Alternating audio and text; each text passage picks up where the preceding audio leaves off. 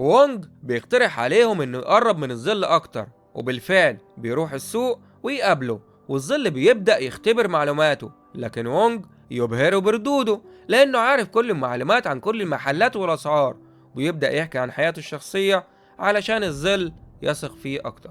والظل بيلاحظ في إيده علامات وبيفتكرها من حمل السلاح، لكن وونج بيوضح له إنها من حمل سكين الأكل، وبيستغل الفرصة وبيعزمه على الأكل في البيت. والظل بيوافق وبيوصل الظل البيت، وبيبدأ يتفحص البيت هل في تراب ولا لأ، علشان يعرف إذا هم لسه ساكنين جديد. وونج بيعزم عليه علشان يطبخ، والظل واضح إنه ماهر جدا في استخدام السكاكين. وهم بيحكوا مع بعض، الظل بيسأل عن التعويرة القديمة اللي في راس البنت إيه سببها، وأثناء الأكل يسأل البنت نفس السؤال علشان يعرف إذا هم أب وبنته ولا بيمثلوا، وترد عليه تعاركته في الصف الخامس الابتدائي وما قلتش لحد حتى بابا، وبيقول لها متأكدة. وبعدين يسأل وونج نفس السؤال ويجاوب بنفس التفاصيل، والبنت تستغرب لأنها ما قالتش لحد.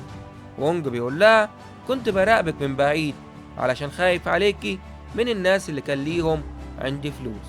فبتنصدم أكتر وبتدمع، والسهرة تنجح بالكامل لأن أثناء كلامهم موبايلها كان بينسخ موبايل الظل.